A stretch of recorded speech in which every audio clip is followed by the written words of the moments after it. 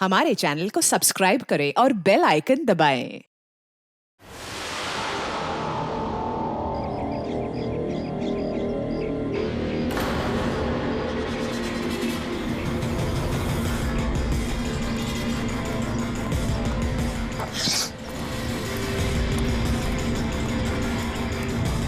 ए, रुको, कौन हो तुम?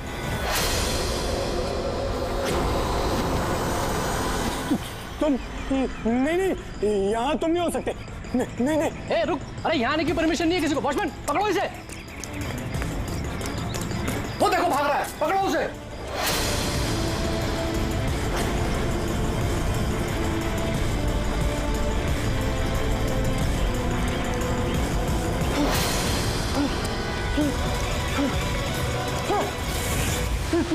तुम यहाँ भी नहीं नहीं नहीं, तुम यहाँ नहीं हो सकते। नहीं नहीं।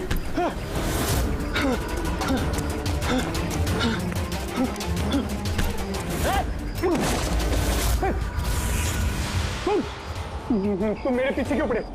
तुम मुझे मार दोगे। अरे कौन है? रुक!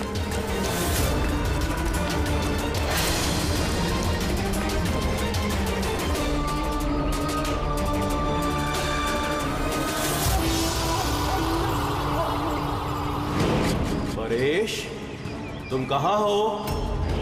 मैं तुम्हारी मदद करने आया हूं। देखो, डरो नहीं, सामने आओ। मैं तुम्हें उससे बचा लूंगा। कुछ नहीं कर पाएगा वो तुम्हारा। सामने आओ परेश।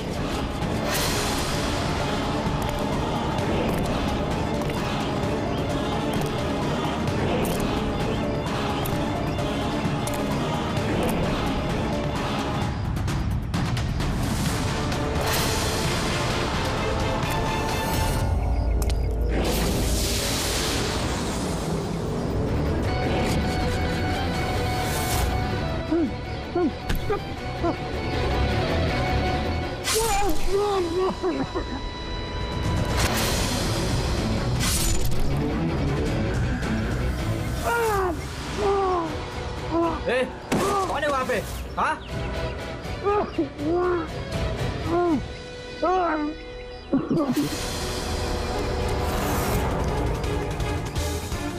अरे क्या हुआ ये सब? अरे किसने किया? बोलो, बताओ। ठीक तो हो तुम? अरे बताओ, किसने किया ये सब? सीनियर इंस्पेक्टर दया।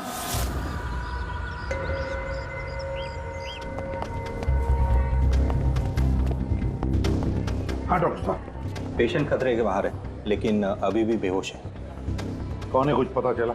हाँ, इसका नाम परेश है, लेकिन अभी तक बेहोश है। होश में आने के बाद आप लोग मिल सकते हैं। ठीक है डॉक्टर साहब, थैंक यू। वैसे आपने हमें क्यों बुलाया? इनके कारण। इनका कहना है कि हमला करने वाला आप ही की टीम का है। व्हाट? क्या बकवास कर रहे हैं आप? सीआईडी का काम होता है आम आदमी को मुजरिमों से बचाना, हमला करना नहीं, समझे आप? सच बकवास ही लगता है, लेकिन ये बकवास नहीं है, क्योंकि पीड़ित ने खुद मुझसे कहा है। क्या बताया उसने? किसने हमला किया उस पर, बताओ। दया। व्हाट? क्या क्या बोल क्या रहे हो? मैंने उस पर हमला किया? हाँ, उसने मुझसे यही कहा है कि आपने ही उस पर हमला किया है और आप उसे जान से मारना चाहते हो। क्या? मैं उसकी जान लेना चाहता हूँ? हाँ सर, मुझे लगता है कि आपको दया को अरेस्ट कर लेना चाहिए। हमें हमारा काम बताने की जरूरत नहीं है, समझे आप? मुझे पता था कि आप अपने कलीग का ही साथ देंगे। देखा, चोर चोर मौसेरे भाई। ज्यादा जज मत बन, समझा? और तुम्हारी सर्टिफिकेट की जरूरत नहीं है हमें। परेश को कैसे जानते हो तुम? मैं उसे नहीं जानता सर। तो फिर? सर, ये हमारी कंस्ट्रक्शन साइट पर हमें मिला था। हमें देखकर ऐसे बिहेव कर रहा था कि जैसे इसने कोई भूत देख लिया हो, और फिर एकदम से अंदर भाग गया। और थोड़ी देर बाद इसकी चीख हमें सुनाई दी। जब हम वहां पहुंचे तो वो बुरी तरह जख्मी हालत में पड़ा था, और उसने उसी हालत में हमें बताया कि उस पर हमला दया ने किया है। मैं एक समय पे दो जगह पे नहीं हो सकता। मैं सुबह से ब्यूरो में था। तसल्ली के लिए तुम वो सीसीटीवी फुटेज देख सकते हो, समझे? लेकिन फिर उसने आपका नाम क्यों लिया? एक काम कीजिए, अब जाइए यहाँ से, जाइए। बहुत बोल दिया। Thank you very much doctor साहब। समझ में नहीं आ रहा था, जब तुम ब्यूरो में ही थे तो फिर परेश ने ऐसे क्यों कहा कि दया ने उस पर हमला किया?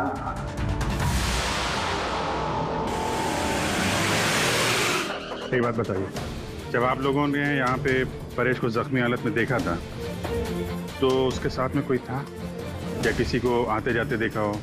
नहीं साहब, वो अकेला ही था। लेकिन सर उसने इंस्पेक्टर दया का पता है, उसने दया का नाम बोला। हम यहाँ वो जानने आए जो उसने नहीं बोला, समझे आप? और दया ऐसा नहीं कर सकता। सर आप इतने यकीन से कैसे कह सकते हैं कि दया सर ऐसा कुछ नहीं कर सकते हैं? जो आदमी अपनी जान दांव पे लगा के दूसरों की जान बचाता हो वो किसी का खून नहीं कर सकता। खुद से ज्यादा मुझे दया पे भरोसा है, समझे?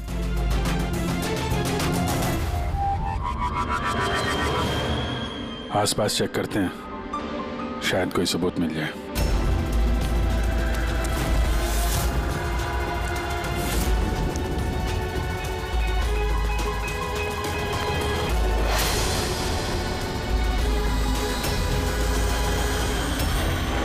सर हाँ? सर ये देखिए। ओह नो, है कौन ये? जिंदा है। हेलो एम्बुलेंस, भैया मालमणी के पास अंडर कंस्ट्रक्शन बिल्डिंग है, वहां पे भेजो जल्दी। तुम लोग जानते हो इसे? ये तो सुबह सर है, ये 2-3 बार पहले फ्लैट देखने आ चुके हैं। लेकिन सर इससे हुआ क्या है? शायद ऊपर से गिरा है।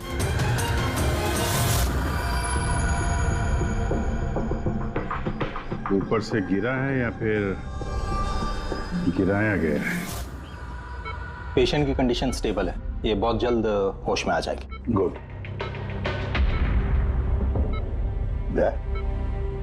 क्या हो गया? इसे तुम ऐसे क्यों देख रहे हो? जानते हो इसे? साहब, अभिजीत तुम यहाँ क्या कर रहे हो? जिस अंडर कंस्ट्रक्शन बिल्डिंग में इस परेश पे हमला हुआ है वहां पे हमें एक और आदमी जख्मी हालत में मिला। और एक आदमी? कौन है वो? तो वॉचमैन बता रहा था उसका नाम सुबू है, वहां पे 2-3 बार आया था मकान देखने के लिए। उसके हाथ में से हमें ये कपड़े का टुकड़ा मिला है। अच्छा, छोड़ दो मुझे मत मारो, छोड़ दो मुझे, मत मारो मुझे, छोड़ दो मुझे। परेश, परेश, मैं एसीपी प्रद्युमन, सीआईडी से। घबराओ मत, तुम्हें कोई कुछ नहीं करेगा, हम तुम्हारे साथ हैं। दया, दया छोड़ दो मुझे, दया छोड़ दो मुझे, मुझे मत मारो दया। परेश दया तुम्हारे सामने खड़ा है, मैं एसीपी प्रद्युमन हूँ। दया, दया छोड़ दो मुझे, छोड़ दो मुझे। परेश, दया, दया तुम जाओ, दया तुम क्या चाहते हो मुझसे? दया छोड़ दो मुझे। परेश क्या बात कर रहे हो? दया, दया छोड़ दो मुझे, मुझे मत मारो दया। परेश मैं दया नहीं, मैं अभिजीत हूँ। दया, दया जाओ यहाँ से, जाओ, जाओ। अरे दया इधर है।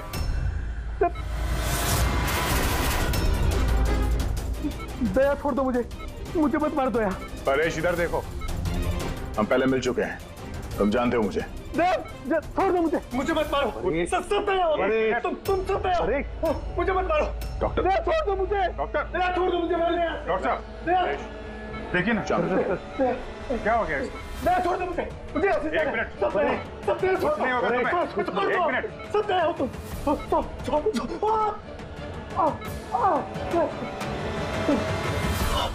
दया हो तुम सब दया हो, तुम सब दया हो।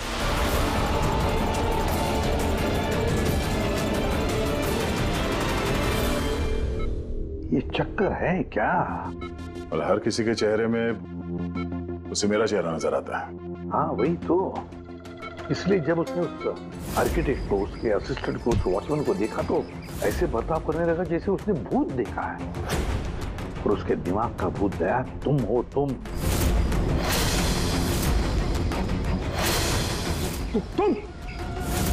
और इसीलिए उसे लगता है कि तुमने उस पर हमला किया है, क्योंकि हमलावर में भी वो तुम्हें ही देख रहा होगा। तो मेरी समझ में ये बात नहीं आ रही सर कि मेरा ही चेहरा क्यों? दया, तुम कह रहे थे ना इसे तुम पहले से जानते हो, कैसे? सर लगभग 15 साल पहले मैंने इसे गिरफ्तार किया था सर। हाँ, और 2 साल पहले ये जेल से छूट गया। और पिछले 2 साल में अलग अलग केस में मैंने इसे 2 बार अरेस्ट किया सर। अभिजीत, ये परेश पुराना मेहमान है दया का। पर परेश पे हमला किया किसने और क्यों?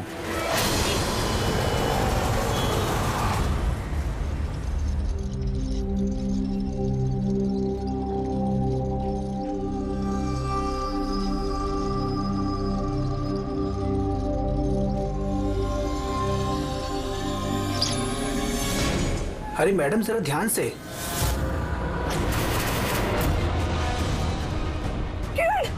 कौन किरण? मैं कोई किरण नहीं हूँ। अरे क्या कर रही मैडम, क्या कर रही हैं आप? आपको कुछ गलतफहमी हो रही है मैम। अरे मैडम, आप ठीक तो हो ना? किरण? कौन किरण?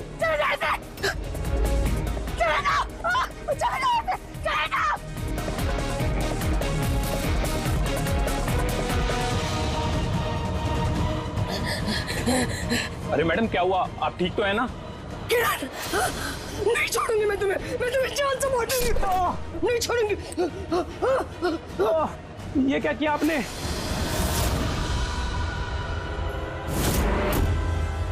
क्यों सुबू, कैसी तबीयत है तुम्हारी? सर, पैर की हड्डी टूट गई है और बाकी इधर उधर थोड़ी सी चोटें लगी हैं। मुझे एक बात बताओ, क्या हुआ था उस दिन? हाँ? वो आदमी सीढ़ियों से भाग रहा था जब मैं उससे टकराया, और जब मैंने उसके हाथ में चाकू देखा तो मैंने शोर मचाया और उसे पकड़ने की कोशिश की, लेकिन तब उसने मुझे धक्का दे दिया और मैं नीचे गिर गया। उसके बाद सर कुछ याद नहीं। सुबू, तुम्हारे हाथ में से हमें वो जो एक कपड़े का टुकड़ा मिला था, लाल कलर की चौकड़ी का, क्या वो उस आदमी की शर्ट का टुकड़ा था? जी सर, शर्ट पहना था उसने वो, और हाथापाई के दौरान शायद वो मेरे हाथ में आ गया था। अच्छा ये बताइए, उस आदमी का चेहरा देखा था? सब कुछ इतनी जल्दी में हुआ कि कुछ याद नहीं।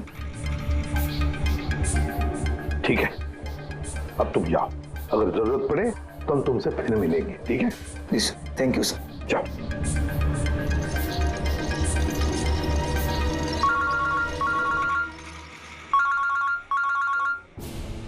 आदया,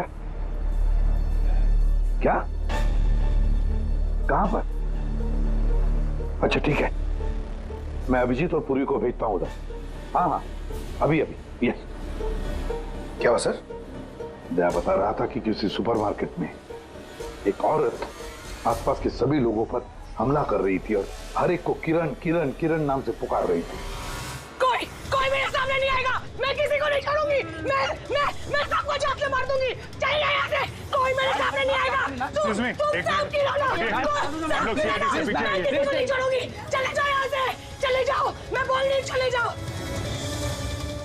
मैडम एक मिनट, इधर आइए आप लोग इधर आइए सब लोग। देखिए मैडम, हम लोग सीआईडी से हैं, आपकी मदद करने के लिए आए हैं, ठीक है? ये चाकू हमें दीजिए। तुम भी किरण हो? देखिए मैडम, मैं किरण नहीं हूँ, मैं इंस्पेक्टर अभिजीत हूँ। मैं तुम्हें भी जान से मार दूंगी, मैं नहीं छोड़ूंगी। आप प्लीज नहीं छोड़ूंगी। चाकू रखिए। तुम भी किरण हो, मैं बोलती हूँ, मार दूंगी तुम्हें जान से। क्या हुआ? सॉरी। Oh no. अरे क्या हो गया? ये औरत गिर कैसे गई? क्या हुआ? हटिए, आजा। एक्सक्यूज मी, हटिए, पीछे हटिए। 1 मिनट पीछे आइए। हुआ क्या है इसको? मैडम सुनिए। क्या हुआ इसे? मैडम, सर ये तो मर चुकी है। क्या? इसके शरीर में टेट्राकोटॉक्सिन या ब्यूरारे नाम का जहर इंजेक्ट किया गया था, जिसकी एक बूंद भी जानलेवा हो सकती है। मगर ये जहर तो हमारे देश में आसानी से नहीं मिलता ना? सिर्फ उसे ही मिलता है जो बड़ा रिसर्च कर रहा हो। तो भगदड़ में किसी ने वो पॉइजन इसे इंजेक्ट कर दिया। मगर एक काम करो, इस हादसे के वक्त का जो सीसीटीवी फुटेज है ना, वो अच्छी तरह से चेक करो। खूनी की तस्वीर उसी में मिलेगी। सर। और सर, इस परेश का क्या? इसे हर जगह मैं ही क्यों दिखता हूँ? सालू के साहब, मुझे तो ये केमिकल की बहुत बड़ी गड़बड़ लग रही है। ठीक कह रहे हो फ्रेडी बॉस, ये वाकई किसी खास केमिकल की वजह से, क्योंकि मुझे इसके और परेश के दिमाग में एक अलग किस्म का केमिकल मिला है। तुम्हारे कहने का मतलब है कि इसी केमिकल की वजह से इन दोनों का बर्ताव एक जैसा और एक ही चेहरा इन दोनों को दिखता है। हाँ बॉस, और मैं इस केमिकल को और डिटेल में समझने की कोशिश कर रहा हूँ। मतलब जब तक इस परेश के दिमाग पर इस केमिकल का असर रहेगा, हमें कोई जवाब नहीं मिलेंगे। और अभिजीत, ये कपड़े का टुकड़ा जो आपने हमें दिया था, इसमें से भी हमें कुछ मिला है। कमाल है तारिका जी, आज तो फोरेंसिक में एक के बाद एक सबूतों का खजाना हाथ लग गया है। क्या मिला क्या आपको? ये कॉटन का कपड़ा है और इसके रेशो में आटे के कुछ ट्रेसेस मिले। आटा? सिर्फ आटा? सिर्फ आटा। हाँ वाकई खजाना तो हाथ लगा है। आटा। सर ये फोटोग्राफ है सर। ये जितने भी लोग हैं इनमें से किसी ने उन्हें पॉइजन का इंजेक्शन दिया सर। अब और एक काम करो, ये जितने सारे लोग हैं ना, इन सब की मूवमेंट ट्रैक करो। शॉपिंग मॉल में खून होने से पहले ये लोग कहाँ थे, कहाँ से आए, क्या क्या कर रहे थे, और खून होने के बाद में देखो ये लोग कहाँ कहाँ गए। ओके?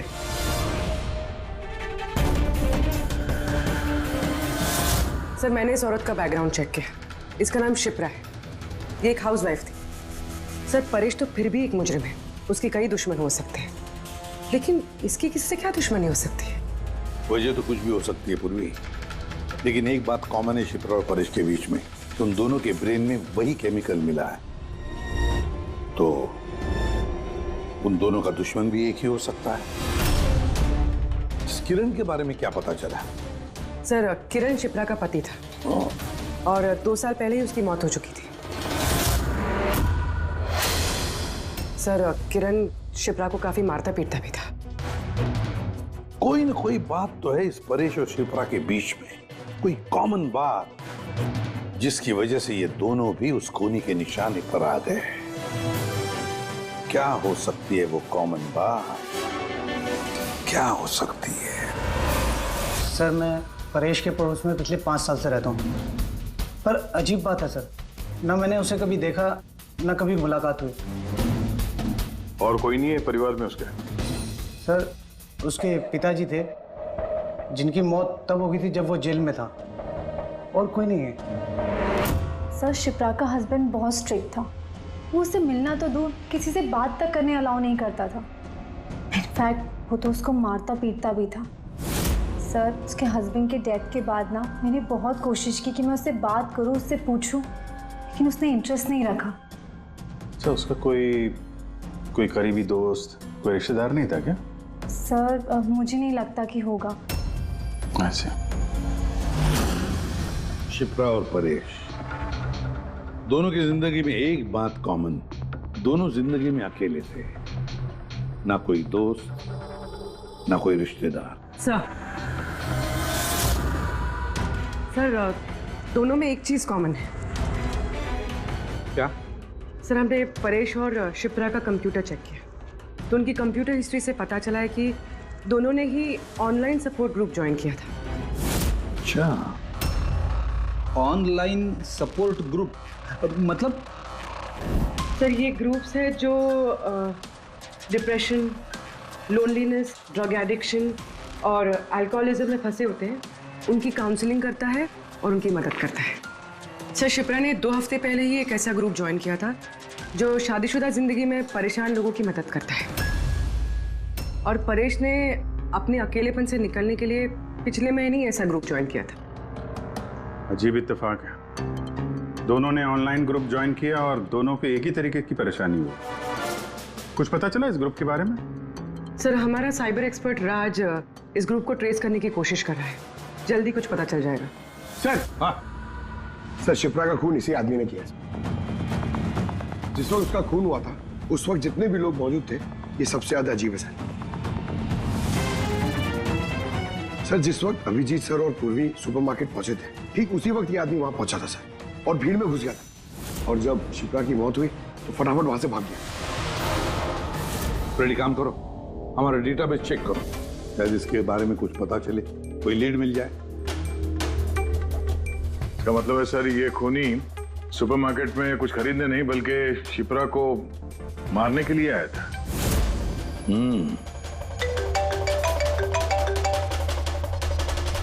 हाँ राज, ओके ठीक है, तो तुम मुझे एड्रेस एसएमएस कर दो। Thank you sir. Cyber expert Raj का फोन था, उसका कहना है कि ये दोनों ग्रुप्स एक ही आईपी एड्रेस से बनाए गए हैं। एक ही कंप्यूटर से? हाँ सर। आईपी का एड्रेस मिला है? हाँ सर, अंधेरी में एक प्रिंटिंग शॉप है, ये दोनों ग्रुप्स वहीं से बनाए गए हैं। बस तो फिर अभिजीत, तुम और पूर्वी जाओ वहां पर और देखो कौन है इस सबके पीछे और उसका क्या कनेक्शन है। सर क्या सोच रहे होते हैं? सर नहीं, पंकज ने भी बताया कि वो खूनी शिप्रा को मारने के इरादे से ही आया था। तो फिर सर उसे पता कैसे चला कि शिप्रा वहां सुपरमार्केट में है और वो लोगों पे हमला कर रही है? वो शिप्रा को फॉलो कर रहा होगा सर। अगर फॉलो कर रहा था तो अभिजीत और पूर्वी के वहां सुपरमार्केट में पहुंचने से पहले वो मार के निकल जाता, बाद में नहीं मारता उसे। अभिजीत को सुपरमार्केट पहुंचने में 20 मिनट लगे और खूनी को भी वहां पहुंचने में 20 मिनट लगे, तो इसका मतलब है दोनों को भी खबर एक ही वक्त पहुंची थी। सर कहीं ऐसा तो नहीं कि इंफॉर्मेशन खूनी को हमसे ही गई हो? हमारे यहां से इंफॉर्मेशन? हाँ हो सकता है। क्या कहीं ऐसा तो नहीं कि जब हम परेश को देखने गए थे हॉस्पिटल में, उस वक्त खूनी वहां पर मौजूद था और उसने मेरी बातें सुन ली हो? खूनी हॉस्पिटल में कर क्या रहा था? क्या परेश खूनी के हाथों पहले तो बच गया था, हो सकता है खूनी अपना अधूरा काम पूरा करने हॉस्पिटल आया था, परेश को खत्म करना चाहता था इसलिए।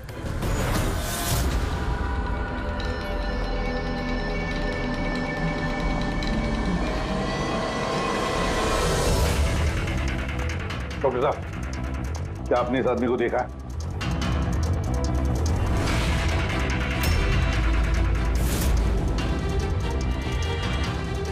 भाई साहब, ये आदमी को देखिए जरा, इस हॉस्पिटल में इसको देखा है कहीं? हाँ हाँ, इसको तो मैंने देखा है। कहाँ देखा है? वहाँ वेटिंग रूम में।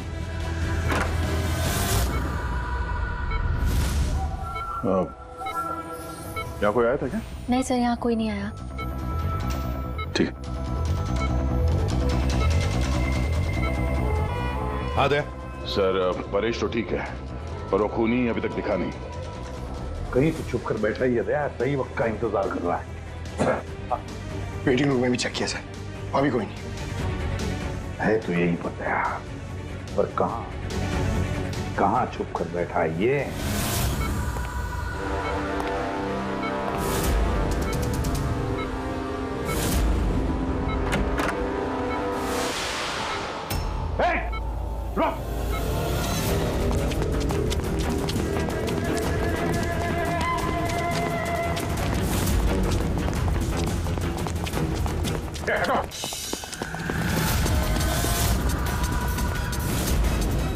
कहाँ भागोगे? रुक!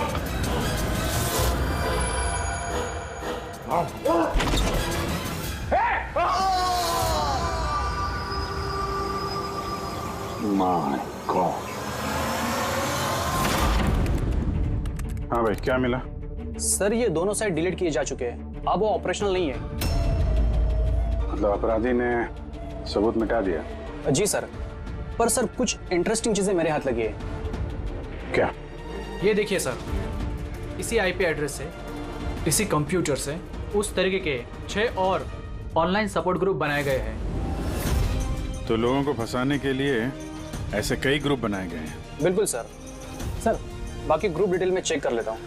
मतलब सर, परेश और शिप्रा के अलावा और भी कई लोग हैं जिन्हें इन लोगों ने फंसाया है। मगर सर मकसद क्या हो सकता है इस तरह से साइट बना के लोगों को टारगेट करने का? वही केमिकल से रिलेटेड कुछ होगा। ये कुछ मिला रजिस्टर में? हाँ सर। सर पिछले 3 महीनों में 85 लोगों ने एक कंप्यूटर यूज किया है। सबकी डिटेल्स चेक करनी पड़ेगी। ठीक है सर। ये देखिए, 6 में से 5 ग्रुप डिलीट किए जा चुके हैं, लेकिन अभी भी एक सपोर्ट ग्रुप एक्टिव है और अभी भी उसे कोई ऑपरेट कर रहा है। Enhancing the life of lonely people, मतलब साफ है, ग्रुप बनाया जाता है, तना लोगों को फंसाया जाता है और बाद में ग्रुप डिलीट। तब उन्हें एक और शिकार की जरूरत है। एक आइडिया है कोई? कुछ पता चला इस आदमी के बारे में? फिलहाल तो कुछ नहीं। वॉलेट के अलावा इसके पास कुछ भी नहीं मिला है, मोबाइल फोन तक नहीं। तो हमारे पास कोई सुराग नहीं है। दया, ये केस दिखता उतना सिंपल नहीं है, बहुत बड़ा षड्यंत्र है ही है। कई सारे लोग इसमें इन्वॉल्व है। ये तो इस खेल का मोहरा लग रहा है सर, कोई भाड़े का। और इस केस का मास्टरमाइंड अभी भी आजाद घूम रहा है, अपने नए शिकार की तलाश में होगा। जल्द से जल्द ढूंढना होगा सर इसे। हाँ पंकज, आराम से। बस खड़े। ये क्या ही था उनके? सर आप ये क्या खेल खेल रहे हैं पंकज के साथ? नहीं नहीं, ये कोई खेल नहीं है। बस मैंने बताया था ना, ये केस बहुत ही पेचीदा है, बड़ा कॉम्प्लेक्स है। याद है ना, मैंने बताया था उस परेश के और उस शिप्रा के दिमाग में मुझे एक अलग तरीके का केमिकल मिला था। हाँ, मैंने उस केमिकल को रिप्लिकेट किया और इस पंकज के शरीर में इंजेक्ट कर दिया। What? तू पागल हो गया फारूक है? अगर इसे कुछ हो गया तो? अरे कुछ नहीं होगा यार, बिलीव मी, मैं पागल हूं क्या?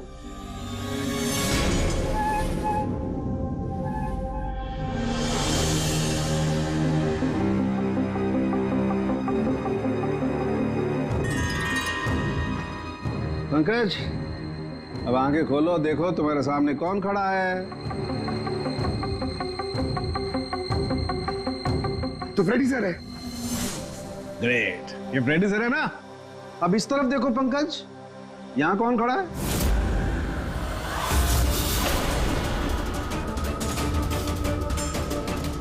ये कैसे हो सकता है? ये इधर फ्रेडी सर, यहां फ्रेडी सर। मतलब शाहरुख है, ये परेश और शिप्रा के साथ यही हो रहा? बंद कर। बस बस, पट्टी लगा लो, पट्टी लगा लो बस। ये देखा बस, इसे फ्रेगोली सिंड्रोम कहते हैं। इस सिंड्रोम में इंसान को एक ही चेहरा हर चेहरे में दिखाई देता है। उस इंसान का चेहरा जिसे या तो वो सबसे ज्यादा नफरत करता है या जिससे सबसे ज्यादा डरता है। पंकज, मुझसे इतनी नफरत करता है तू? अरे सर, आपसे नफरत थोड़ी करता हूं सर, आपसे तो मैं डरता हूं। पंकज को मैंने इस केमिकल का बहुत थोड़ा सा डोज दिया, इसीलिए इस पर वैसा असर नहीं हुआ जैसा शिप्रा पर और परेश पर हुआ था। परेश और शिप्रा को तो इतना हैवी डोज दिया गया था कि उनके दिमाग पर गहरा असर हुआ और साइकोसिस लेवल पर पहुंच गए। इसलिए दोनों ऐसा रिएक्ट कर रहे थे जैसे सामने भूत दिख गया हो।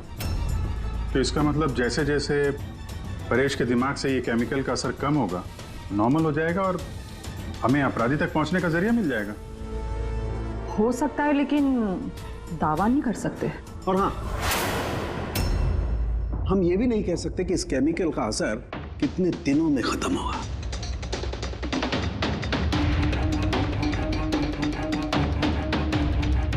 अगर हम परेश के ठीक होने का इंतजार करेंगे तो बहुत देर हो जाएगी। हमें कोई और तरीका ढूंढना होगा, कोई और तरीका। हाँ पूर्वी।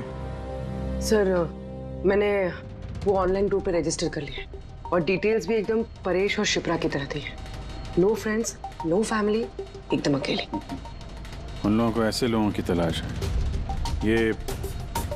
ये तुम्हारा ट्रैकर, इससे पता चलता रहेगा तुम्हारे मूवमेंट के बारे में। और ये तुम्हारा कैमरा। हमारे पास सिर्फ ये वॉलेट है सर, उस आदमी की पहचान और असलियत जानने के लिए, और एक कुछ चीजें मिली है साथ में। पेट्रोल पंप का बिल, ये होटल का मैच बॉक्स, खरीदा हुआ मैच बॉक्स, ये नंबर किसका? ये सेलफोन लगता है किसी? सर, हम इस पेट्रोल पंप पे गए थे, वहां से पता चला सर ये आदमी महीने में 2-3 बार वहां पे आता है और सीसीटीवी फुटेज में हमने देखा कि वो अपने बाइक पे हर बार अलग अलग नंबर प्लेट लगा के आता है। हाँ, और पेमेंट कैश में करता है। और सर, ये मैच बॉक्स जिस होटल का है वहाँ पे भी हमने पूछताछ की। वो आदमी महीने में 5-6 दफ़ा खाना खाने आता है और पेमेंट भी कैश से करता है। सर ये नंबर के बारे में आप पूछ रहे थे सर, ये बार में एक लड़की है जो काम करती है उसका है। वो कह रही थी कि उस आदमी का नाम अशोक है और 1-2 बार उनसे बात हुई है, फिर वो गायब हो गया सर। मतलब हमारे पास इस अशोक के बारे में सिर्फ इतनी इंफॉर्मेशन है। एक काम करते हैं, ये सारी जो लोकेशंस है ना, पेट्रोल पंप, बार और ये होटल, देखते हैं कहाँ कहाँ पर है। जरा मैप दिखाओ।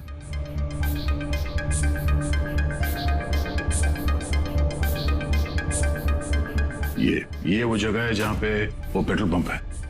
सर यहाँ पे बाहर है सर। और सर ये होटल है। बार, ये होटल, पेट्रोल पंप।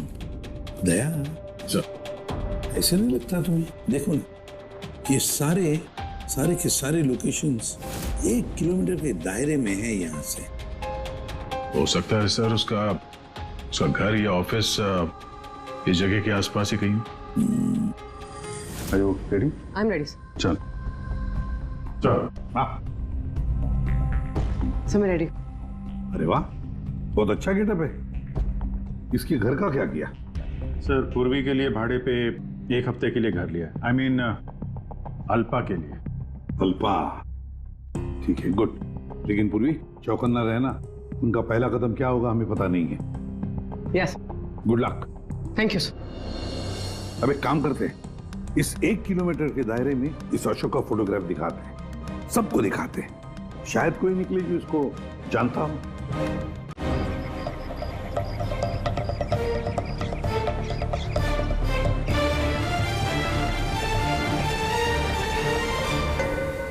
पूर्वी। हाँ सर। चौकन्ना रहना।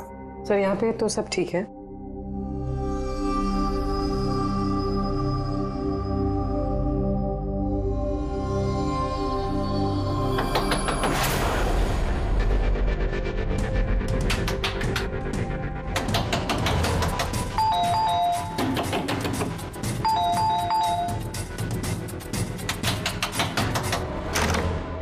जी कहिए। वो मेरे पीछे ना कुछ गुंडे पड़े, मैं अंदर आ सकती हूँ प्लीज? 1 मिनट।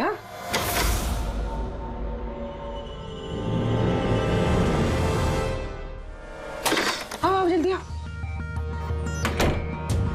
क्या क्या क्या हुआ क्या तुम्हें? अरे ये तो आदित्य है, शिप्रा की पड़ोसन। वो एक्चुअली मेरे पीछे कुछ गुंडे पड़ गए थे, मुझे समझ नहीं आ रहा था, इसलिए मैं आपके घर आ गई। कोई बात नहीं। Thank you miss. अल्पा। और तुम? अदिति। बैठो। अब प्लीज मुझे 1 गिलास पानी देंगे प्लीज? अभी लाती हूँ।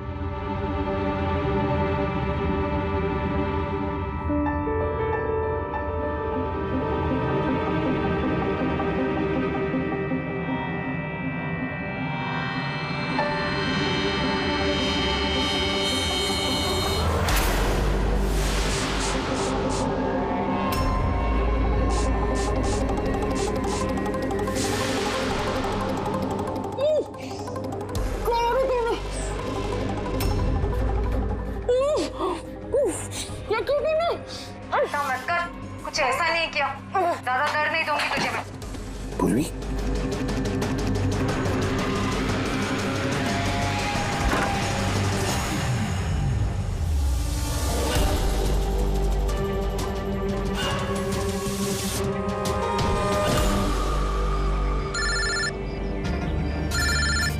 हाँ सर। क्या शिप्रा की पड़ोसन अदिति? सर मैं फौरन वहां पहुंचता हूं।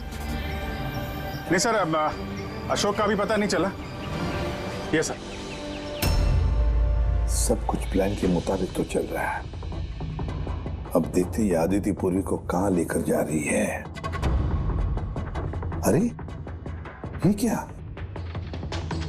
ट्रैकर एक ही जगह पे मूवी नहीं हो रहा। कहीं ऐसा तो नहीं उन लोगों को ट्रैकर के बारे में पता चला हो, निकाल कर फेंक दिया हो। माय गॉड, अब तक पहुंचेंगे कैसे इन सब तक?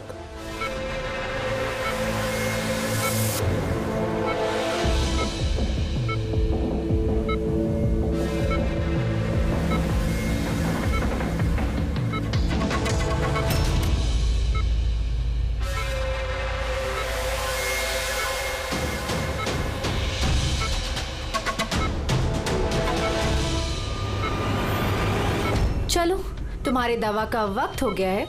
अब अच्छे बच्चे की तरह दवा लो और तुम बिल्कुल भी टेंशन मत लेना।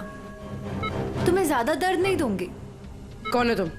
छोड़ो मुझे, छोड़ो मुझे। चिंता मत करो, मैं तुम्हें दर्द नहीं दूंगी। छोड़ो मुझे।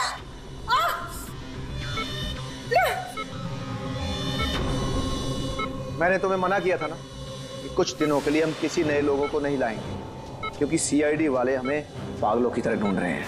हमारी कोई भी लापरवाही हमें बहुत महंगी पड़ सकती है।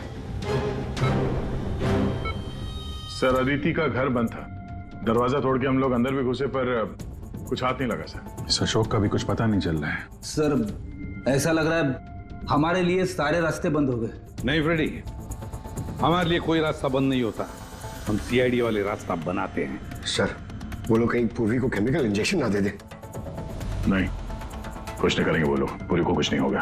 कोई तो बात हम मिस कर रहे हैं, कोई तो बात है जो हमसे छूट रही है, पर क्या हो सकती है वो बात? सर, वो कपड़े का टुकड़ा जो हमें सुबह के हाथ में मिला था, उसके रेशे में आटा मिला था हमें। हाँ सर, आटा। जब मैं अशोक के बारे में रोड पे लोगों से पूछ रहा था, हाँ, तो वहां पे मैंने एक आटा की चक्की देखी थी और उसके पीछे एक पुरानी बिल्डिंग भी है। तो फिर जरूर वो आदमी जिसने परेश पर हमला किया उस आटे की चक्की के आसपास ही रहता होगा, इसीलिए तो उसकी शर्ट पर आटा आ गया। सर, ये भी तो हो सकता है कि परेश पे हमला करने वाला अशोक ही हो। सर, वो कपड़े का टुकड़ा भी अशोक का ही हो सकता है। ये भी हो सकता है कि परेश पे हमला करने वाला और ये अशोक दोनों एक गैंग के लिए काम करते हो और वो गैंग आटे के चक्की के आसपास होगा। सबके सब आटे के चक्की के आसपास ही हो गया अभिजीत, और पूर्वी को भी उस चक्की के आसपास ही रखा होगा।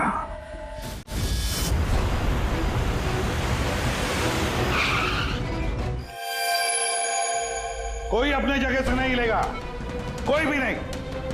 पूर्वी कहाँ है? अदिति, पूर्वी कहाँ है?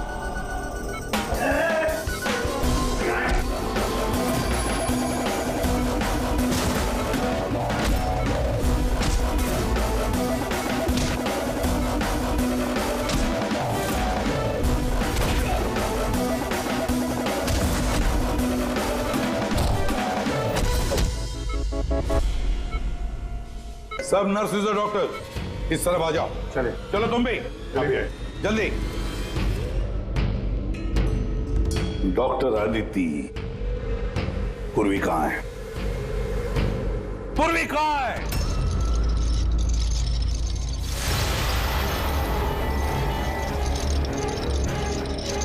तुम्हारी पूर्वी मेरे पास है एसीपी।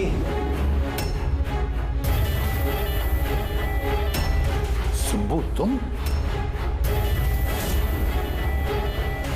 हाँ, मैं। जिसे तुम लोग यहां वहां खोज रहे थे ना, वो तुम लोगों के साथ ही था। मुझे देखकर अफसोस तो हो ही रहा होगा ना। मुझे पता था सीआईडी कोई भी काम अधूरा नहीं छोड़ेगी, इसलिए मैं अपना हर कदम फूंक फूंक कर रख रहा था।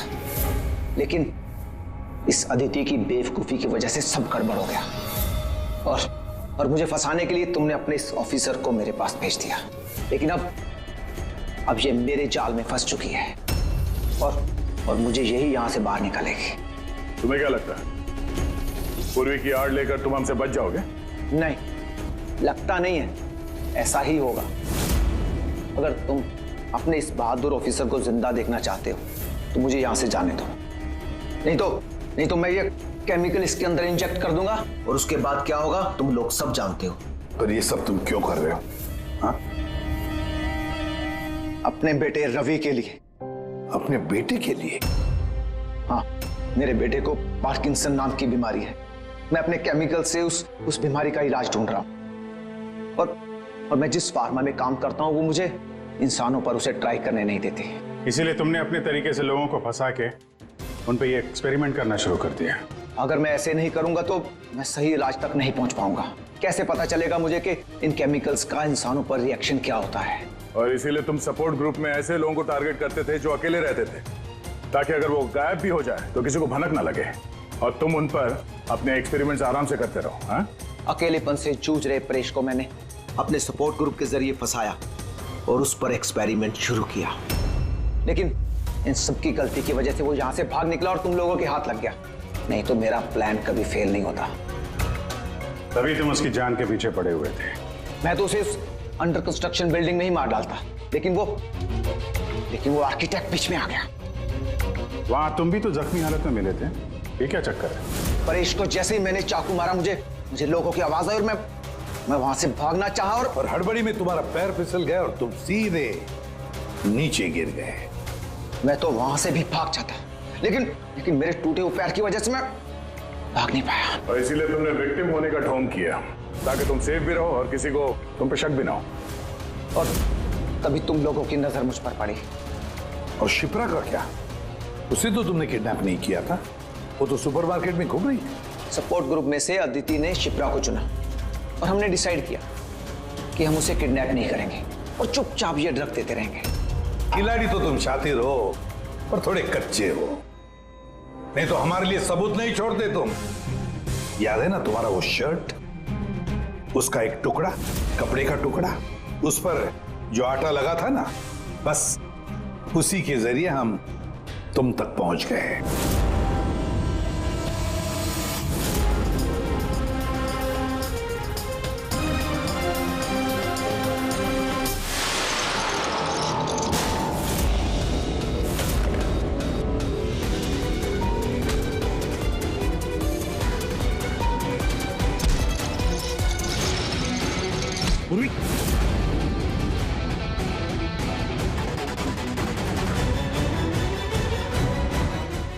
देखो, हाँ?